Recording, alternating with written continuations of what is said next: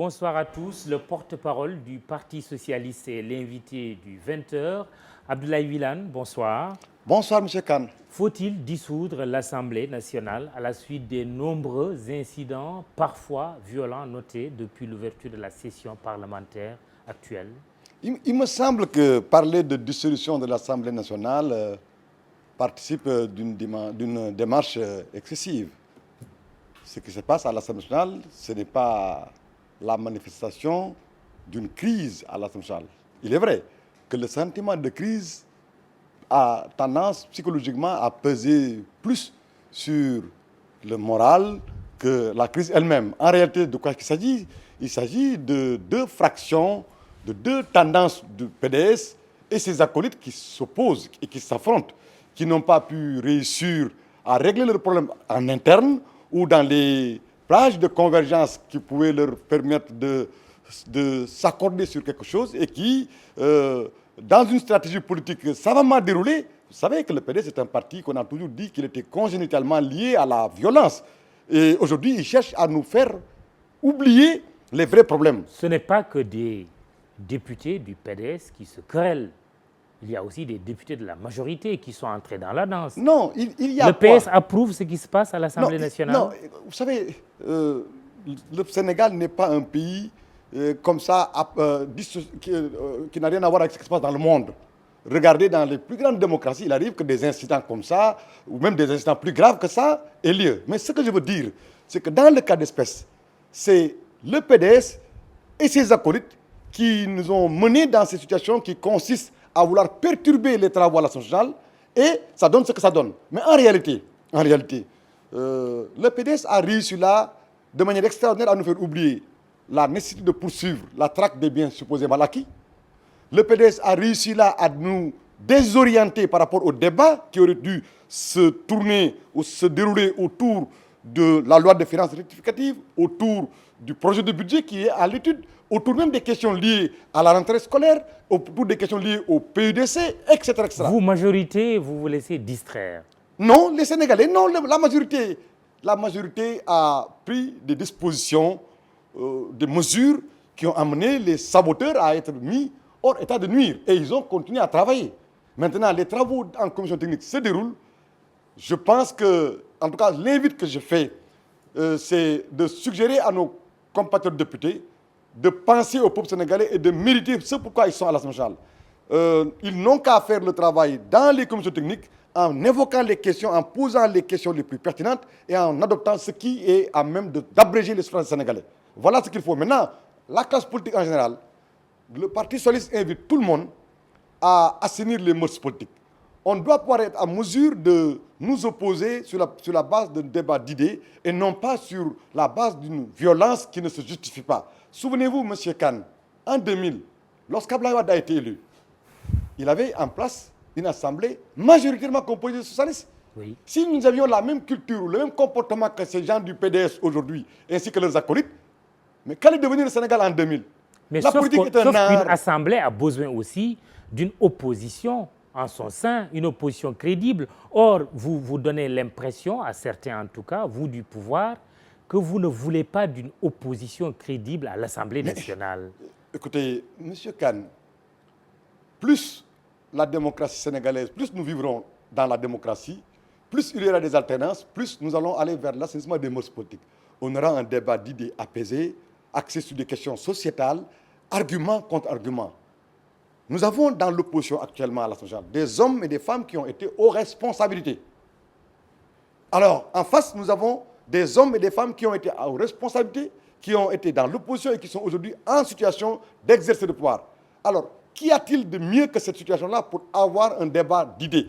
Maintenant, autour de la question du leadership qui perturbe le PDS, autour de la problématique de la dévolution monarchique qu'on a évitée à l'échelle de l'État et qu'on est en train de dérouler dans le PDS, autour des querelles des personnes entre soit le responsable national du PDS ou bien entre Aïda Mbodj et Modibo Fada, on est en train de construire quelque chose qui consiste à vouloir faire peur aux Sénégalais en se faisant peur entre eux, classe politique, préoccupée par d'autres questions plus graves. Parce que la traque des biens mal acquis. Justement, avant cela, cette affaire n'aurait-elle pas pu ou dû être réglée autrement? Est-ce qu'elle n'aurait pas puis avoir un meilleur traitement. Si tant est que ceux qui opposent les gens du PDS ne reposent que sur des questions de principe, d'orientation, ils auraient pu quand même en débattre à l'interne. Mais j'ai l'impression que... Oui, je parle ici de la décision du bureau de l'Assemblée nationale. Non. Qui a rejeté la liste présentée par Omar Sarr avec comme présidente de groupe Aïda Mbodj et qui a accepté donc la liste de Mody Diagne Fada. Encore une fois de plus, ce qui se passe au Sénégal, c'est qu'on appelle parti politique tout regroupement d'individus ou toute création d'un homme, d'une association autour de sa personne et autour de ses ambitions, on l'appelle formation politique ou parti politique. Or, tout ce qu'on appelle parti politique au Sénégal n'est pas parti politique. Il faut regarder les partis qui sont créés par des individus, si représentatifs, si influents, si fortunés qu'ils soient, mais ces partis ont du mal à survivre à ses créateurs. Ce que le Parti socialiste a fait avec le départ de Senghor, avec le départ d'Abdou Diouf, mais n'importe quelle formation politique ne le réussira pas. Alors, le président de l'Assemblée nationale, Moustapha Niasse, essuie de vives critiques. Quel est l'avis du PS? C'est un bon président de l'Assemblée nationale? Tant que c'est des députés qui, au niveau de l'Assemblée, s'en prennent à lui sur la base de divergences qu'ils ont sur les procédures, sur l'interprétation des lois et règlements, c'est un débat sain. Parce que de toute façon, on en apprendra. On en tirera les conséquences pour faire avancer la pratique parlementaire et la pratique politique au Sénégal. Mais quand ça va dans le sens des débats de caniveau, ça n'intéresse pas le Parti socialiste, ça ne nous préoccupe pas. Quand certains disent que c'est l'Assemblée nationale la pire de l'histoire, vous en dites quoi, vous, socialistes? Ça n'engage que ceux qui le disent, parce que moi... Moustapha Niasse est un bon président de l'Assemblée nationale. Je ne dirai pas jusqu'à le dire parce que je ne l'ai pas pratiqué. Je ne l'ai pas pratiqué en tant que président. Je parle des socialistes. Mais nous sommes avec des socialistes qui sont là-bas, mais qui n'ont pas encore eu de contentieux ouvert avec lui. Maintenant, il y a des problèmes. Il n'est ni bon ni mauvais. Écoutez, ceux qui parlent, si vous pensez à mon compatriote Maître El Hadj Diouf, qui parle de Moustapha Niasse, je crois qu'ils ont des contradictions qui ne sont pas encore résolues entre eux. Et ça, ce n'est pas notre débat, nous. Nous, ce qui nous intéresse, c'est les Sénégalais. Ce qui nous intéresse, c'est le débat d'idées. Oui, mais votre débat peut consister à dire que Moustapha Niasse est un bon président ou pas. Mais écoutez, il ne m'appartient pas, péremptoire, de dire tel est bon, tel est mauvais. Oui. Parce que je ne suis pas au fait, au courant, je ne suis pas en possession de tous les éléments d'appréciation. Le Parti socialiste respecte la séparation des pouvoirs. Vous savez, même nos députés socialistes qui sont à l'Assemblée nationale, ils ne sont pas obligés de tenir compte exclusivement et rigoureusement, strictement des points de vue du Parti socialiste. Une fois qu'ils sont députés, c'est les députés du Sénégal, du peuple sénégalais, de la majorité comme de l'opposition. L'essentiel, c'est qu'ils représentent l'ensemble du peuple sénégalais. Alors, un de vos camarades, Khalifa Sall, maire de Dakar, a aujourd'hui un bras de fer avec le gouvernement au sujet de la gestion des ordures. Cette gestion a été retirée à l'entente Dakar pour être confiée à une structure de l'État, du gouvernement. Il vous en a parlé, Khalifa Sall? Vous l'avez entendu sur le sujet? La façon dont vous avez posé le problème est trop simpliste. Elle va jusque dans la réduction du problème à un problème pour en faire un cas d'un individu ou d'un homme politique. Or, il ne s'agit pas de ça. Il s'agit d'un problème éminemment politique, un problème national. La gestion des ordures et du nettoiement de nos villes, de l'amélioration du cadre de vie est une question centrale qui structure tout ce qui se fait non seulement à Dakar et son agglomération, mais partout à travers le Sénégal. Voyez-vous, donc, je pense que depuis la SIAS, en passant par la communauté urbaine de Dakar, sans oublier Ama Sénégal, l'agence de la propriété de Dakar et l'entente Dakar, j'allais oublier la Soprocène et l'unité de gestion des déchets solides, il y a plusieurs tentatives, plusieurs expériences qui ont été mises en œuvre. Oui. Et toutes ces expériences ont montré leurs limites. Aujourd'hui, après que des collectivités locales de la région de Dakar aient écrit un mémorandum, le ministère de la Gouvernance a été amené à organiser des concertations, au cours desquelles le maire de Dakar n'a pas donné de solution. Il a simplement voulu faire dans la procédure, il a voulu être procédurier. Oui. Cependant que le maire de Guédiawaye, notre président de l'association des maires, M. Aliou Sall, a indiqué et a rappelé à juste raison que la gestion des ordures est une compétence dévolue au côté local. Si l'État est appelé à intervenir pour régler une situation ponctuelle et dérouler une transition, il ne faut pas qu'on oublie, il ne faut pas qu'on manque au devoir de remettre cette compétence aux collectivités locales. Et Oui. de ce point de vue, nous, Parti socialiste, Oui, à compter de ce jour Oui. et dans les heures qui viennent, Oui. nous allons sortir une déclaration structurée autour de cette question-là parce qu'elle fait l'objet, en ce moment, de discussions au sein du secrétaire exécutif du Parti socialiste. Et notre camarade Khalifa Sall va nous donner son appréciation des choses, de la situation. Et je rappelle encore plus que les villes ont des compétences, les Oui. communes ont des compétences, l'État aussi a des missions et des responsabilités. il est le président, lui, Khalifa Sall, du comité de l'entente à Dakar. Cette gestion des ordures a été retirée à l'entente. Êtes-vous d'accord? Il y a là beaucoup de problèmes. Problèmes d'abord techniques, puis problèmes juridiques ou en tout cas réglementaires. Le Code général des collectivités locales en fait une compétence des collectivités locales.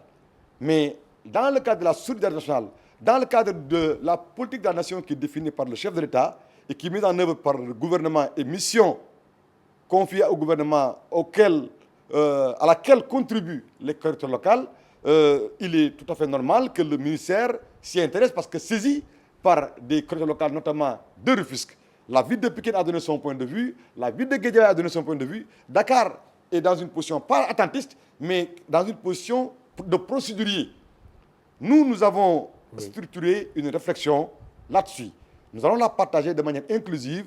Il ne s'agit pas de problèmes strictement propres à Dakar. Mais il se trouve que ce n'est pas la première fois quand même qu'il y a une polémique entre le gouvernement et la ville de Dakar. On se souvient de ce projet d'emprunt obligataire du maire de la ville de Dakar qui a été bloqué. Cette question-là, nous avons aussi, sur l'emprunt obligataire, le Parti socialiste a fait une déclaration qui consiste à promouvoir, à recommander le dialogue, l'inclusion. On ne peut pas promouvoir... Est-ce que vous n'êtes pas un parti trop procédurier finalement? Vous savez, on a du mal à saisir votre position. Mon cher Mamoudou, la politique est un art, votre position est floue. Tout de pédagogie. Oui, mais votre position est floue. Non, elle n'est pas floue. Nous pensons que la ville de Dakar est dans son droit en procédant à un emprunt obligataire. L'État a estimé que la situation posait problème. Nous avons dit qu'il faut que le dialogue politique soit une réalité, non seulement dans les assemblées locales, mais entre les assemblées locales et les citoyens, mais plus sérieusement entre les assemblées locales et l'État central.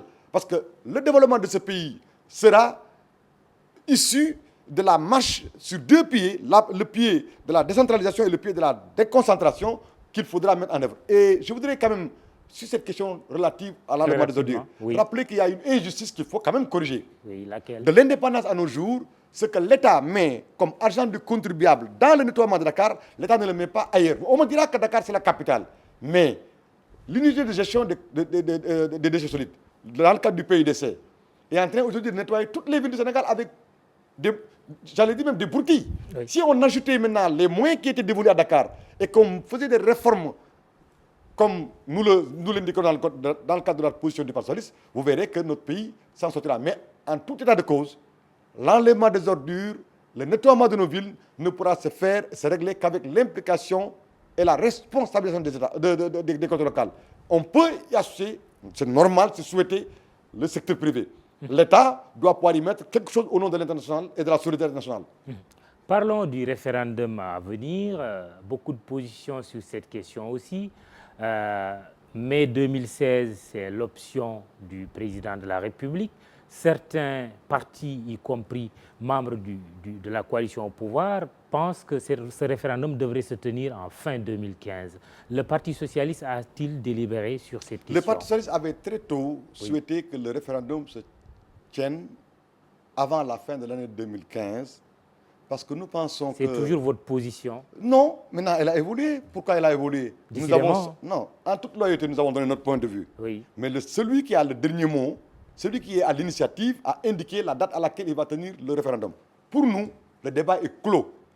Pourquoi? Donc mai 2016. Mais mai 2015, s'il pouvait le faire même avant mai, dans le premier trimestre de l'année 2016, ce serait mieux. Même dans le deuxième mois de l'année 2016, ce serait mieux. Ça nous permettra vraiment de sortir de pays de ce climat de campagne, d'intox où l'on fait feu de tout bois.